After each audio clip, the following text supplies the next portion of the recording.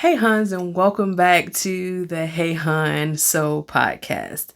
Listen, I'm so glad that you decided to join me again this week. But for this week, we are going to interrupt our regularly scheduled episodes because we have to dive into some information, I should say. Okay, some good information. Look, by now I know each one of you have heard about, talked about, probably even seen Oprah's special with Meghan and Harry this weekend. Yes, yes. It was, to say the least, a little bit different, but I think some of those things needed to be said, and they needed to be said publicly, to help Meghan and Harry heal. But my first comment or thing that I'd like to talk about is the monarchy and how the monarchy is this institution, as we've learned either when we were younger or from the actual interview with Oprah and Meghan and Harry. But this institution is made up of married cousins, two married cousins. Queen Elizabeth and Prince Philip are distant cousins, yes, but they are both the great-great-grandchildren of Queen Victoria.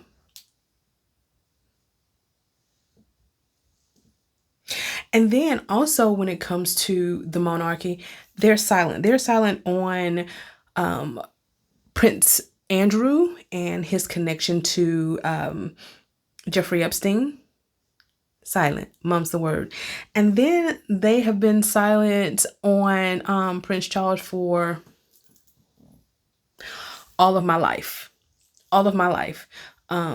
How Prince Charles and Princess Diana's relationship was very tumultuous, to say the least. And as Prince Diana said, there are 3 people in her marriage.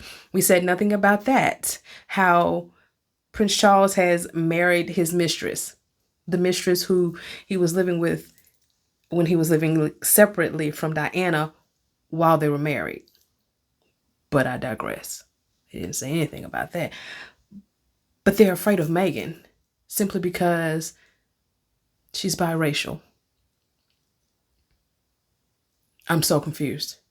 So confused. And they're upset with Harry because he actually loves and protects the most unprotected species on Earth. I'm going to repeat that one more time. That institution is upset with Harry simply because he is in love with and wants to protect the most endangered species on Earth. The species that can go nowhere at all, and be treated equally. Nowhere and can be treated equally. And the fact that they refer to Meghan as a gold digger is quite amusing to me, because she had an income, maybe not a royal income, but she had an income before she was introduced to and met the prince. And then we come into where we talk about them and their working, because I know that's the next thing that people are going to say. Well, they are working royals. Yes, they do have things that they work towards, but that's not where their finances come from. They are they have income from public and private institutions, I guess I should say. So I guess that's taxpayers' money and some of their private money. They have an inheritance, old money, which comes trickle down. And then there's real estate. It's not hard to own real estate in a country that you run, where you own the majority of the things anyway. How is that exceptionally hard? I'm befuddled. But anyway, so with Meghan, what she was trying to do once she decided that she was going to go forward with this relationship with Harry and with her royal duties, was to show girls and other little girls of color that there was a representation. There was someone that looked like them in a position that most girls, most little girls only dream of and hold very close to their heart, you know?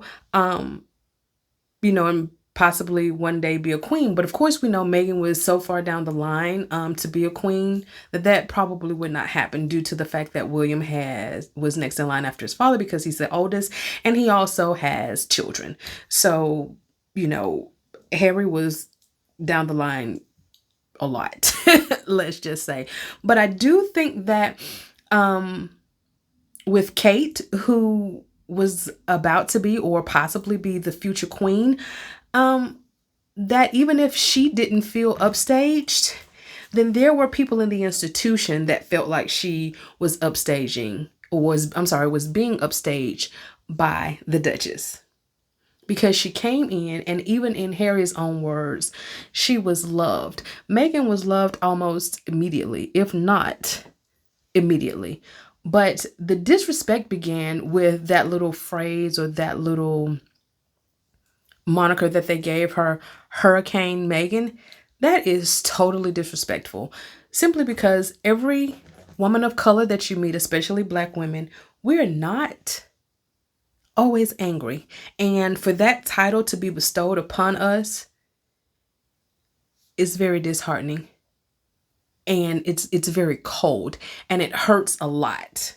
And it needs to actually go away. And the fact that hurricane was added to it, hurricanes come in and destroy. They're nothing but destruction. When you think of a hurricane, that's all you think of.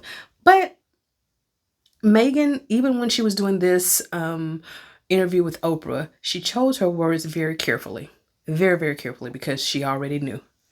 She knew, even though Oprah is a Black woman herself, she knew Meghan knew exactly what she had to do, But back to Kate. Listen, there is not any hate there, not any hate for Kate, but I did like Oprah's parallels. Did you hear that? Oprah's parallels to Kate and Meghan, as they did the exact same things. For instance, Oprah asked, was there standard differences? And when she was talking about the standard differences, the fact that Kate cradled her baby bump, and it was a welcome thing by the public. But when Meghan did it, it was almost like she was showy, and she was, in other words, doing too much.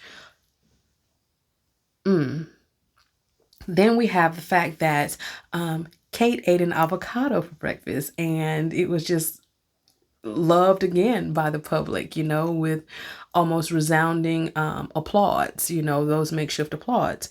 But then when Meghan did it, it was scrutinized. She's eating something where people are being harmed by getting these avocados to her, and she should feel differently about eating them, and all of this craziness. And it's just what I would say my response to Oprah's questions about the standard was, that's been all of our lives.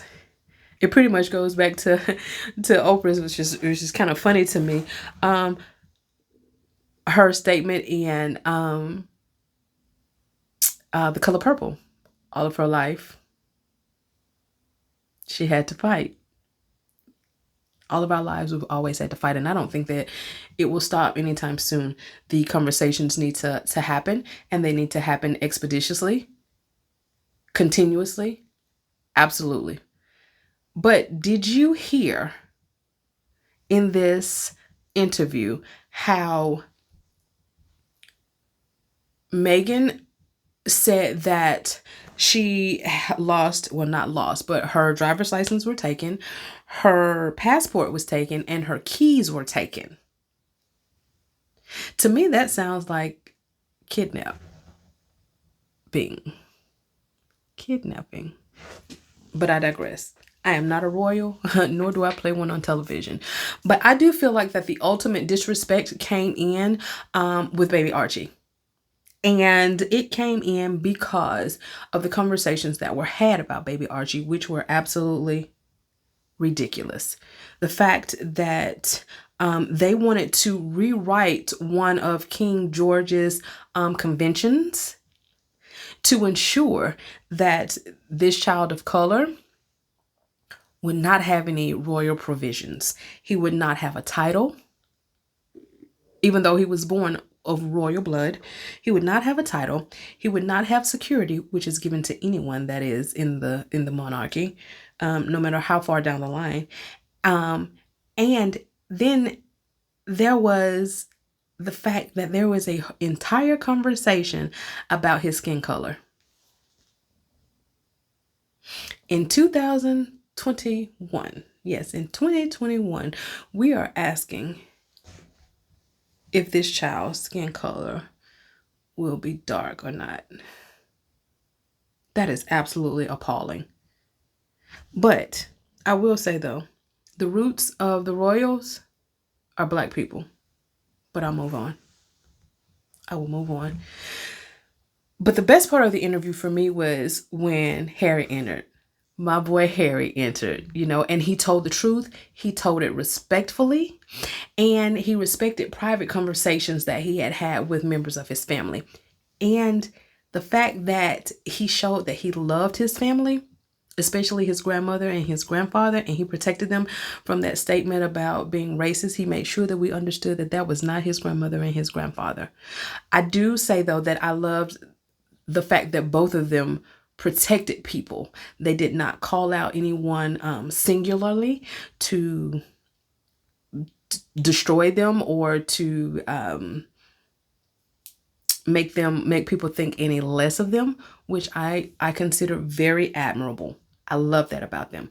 But Harry is a man who loves his family, and he loves his family, both the royal side and his personal family. But I think that the royals and the institution could not get past that because they didn't want to. And it shows me that love don't change a thing. Love don't change a thing at all, because they cut him off financially and they took away his security.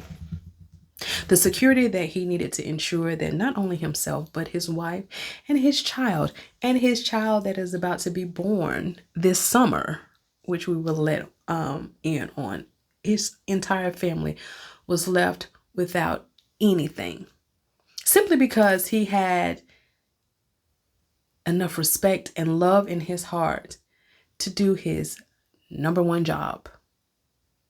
His number one job, to love his wife. But I do feel like Harry was taken to the slaughter a bit simply because he loved a Black girl. That sounds really, really harsh, but because he loved a Black girl. But enters Princess Diana from years ago. She made sure that she left cash for him. Now, you may want to say cash for a prince, because that was the first thing that came across my mind. Why are you leaving cash for a prince? Someone who will be well taken care of simply because of the blood that is running through his veins. There was no need for her to leave him anything. So my questions were, what did she see? What did she know? And was it simply just mother's intuition? Or was there divine intervention there? I would say that they're both. Mother's intuition kicked in and that divine intervention came in and meshed with it. And there was a ram in the bush for our loving, loving prince. Thank goodness for his mom. But not only was there Diana, but in steps Tyler. Tyler stepped in right on time. He was there to the rescue with a home for them to stay in for months. And then he provided security. To me, that's him showing the monarchy, the institution. There are people here that can make things happen as well. And I wouldn't say that Tyler was being disrespectful. He was simply being a friend. Being a friend who helped in the time of need. But I will end with this, though. this one little, I don't even know if it was a story or if I can call it a story. I'll end with this morning on Good Morning Britain. Piers Morgan was extremely irritated, as he has been with the Duchess of Sussex before she was the Duchess. He's just had an issue with Meghan totally, okay?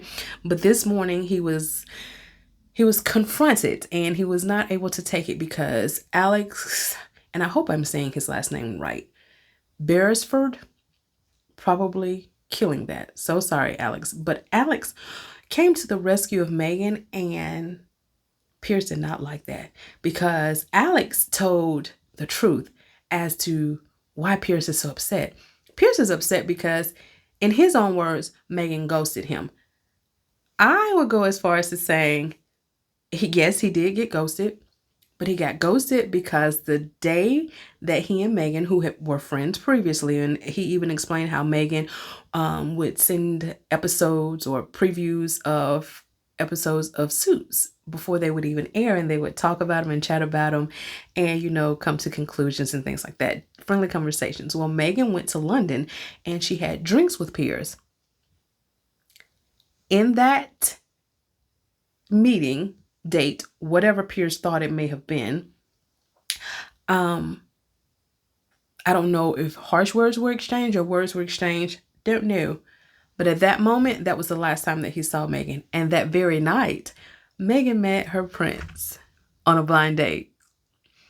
And afterwards, Piers says that he was ghosted. Well, once you meet the man of your dreams, nothing else matters. Everyone else will be ghosted.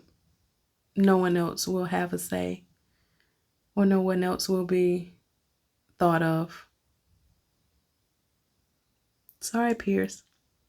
But the reason that Piers, like I said, stormed off was because Alex referred to him, or I should say Alex referred to him as pathetic and absolutely diabolical because he had nothing good to say about this lady. And years of, not my words, we've all heard it, but Alex's words, years of Piers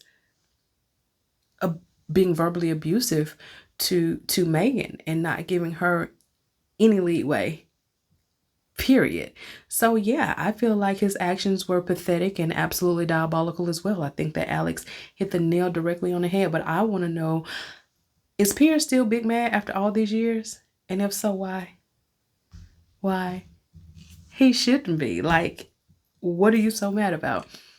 But like I said, there's nowhere that people that look like me can go where they will have equality. And I would like to also say that perpetuating the myth of the angry Black woman is a big lie. It's a big lie, and it's only damaging to everyone. Only damaging to everyone. Not just a specific heritage or culture of people or race of people, but it's damaging to everyone, and as my granny used to say, even a dog gets tired. And I think that's not referring to them as dogs, but I think that's what happened. They got tired and they left. And I will say, I wish the both of them well, absolute best in every single endeavor that they lay their hands upon. I wish them the absolute best because they're working for it.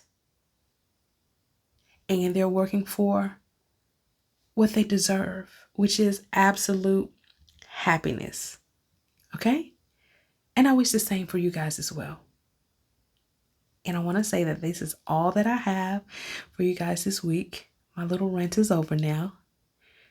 But I do hope that this conversation or this little chat brought you guys a little solace. Just a little solace. And I hope that you really did enjoy it. But before I go, I hope that you guys would join us on our socials. We are on Twitter, Instagram, and Snapchat under Hey Hun. So with 5 O's, and we are on YouTube as Hey Han Podcast. And you also can feel free to join us on Spotify, Google Podcast, Apple Podcasts, and iHeartRadio, or anywhere that you get your podcasts from. So until next week, stay safe, love hard, and laugh loud.